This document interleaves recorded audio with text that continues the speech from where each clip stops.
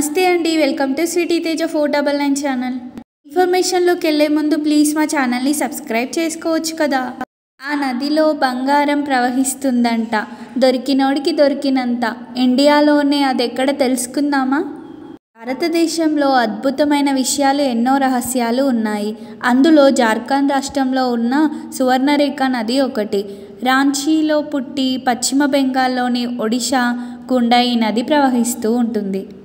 దాదాపు 474 కిలోమీటర్ల పొడవైన ఈ నదిలో నీటితో పాటు బంగారం కూడా ప్రవహిస్తుందని తెలిస్తే ఎవరైనా షాక్ అవ్వాల్సిందే.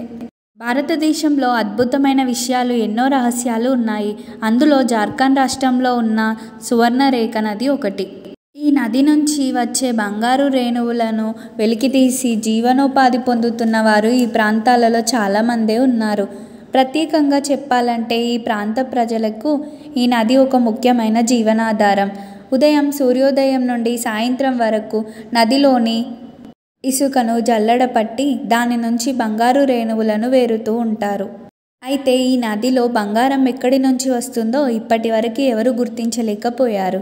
అయితే బంగారంతో కూడిన రాళ్లపై నీరు ప్రవహించడం వల్ల బంగారు రేణువులుగా ఏర్పడి నదిలో కొట్టుకుంటూ వస్తుందని పరిశోధనలు చెబుతున్నారు. కానీ ఇంతవరకు ఎవరూ దానిని నిరూపించలేదు.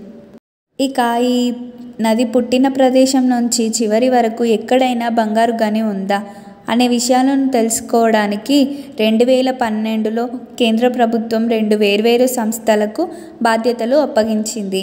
అయితే బంగారంపై ఎలాంటి ఆధారాలు లభించలేదు. అయితే ఇక్కడి ప్రజలు వర్షాకాలంలో తప్ప మిగిలిన రోజుల్లో నది ఇసుకను తవ్వి బంగారం వెలికి తీస్తూనే ఉంటారు. అయితే వారికి లభించే బంగారం మాత్రం బియ్యం లేదా ధాన్యం కంటే చిన్నదిగా ఉంటుంది. ప్రాంతంలో కేంద్ర రాష్ట్ర ప్రభుత్వాలు పలు ఆంక్షలు విధిస్తున్నా ప్రజలెవరూ పట్టించుకోవడం లేదు. ఇలాంటి మంచి ఇన్ఫర్మేషన్స్ కోసం ప్లీజ్ మా ఛానల్ని సబ్స్క్రైబ్ చేసుకోవచ్చు కదా. Thank you all.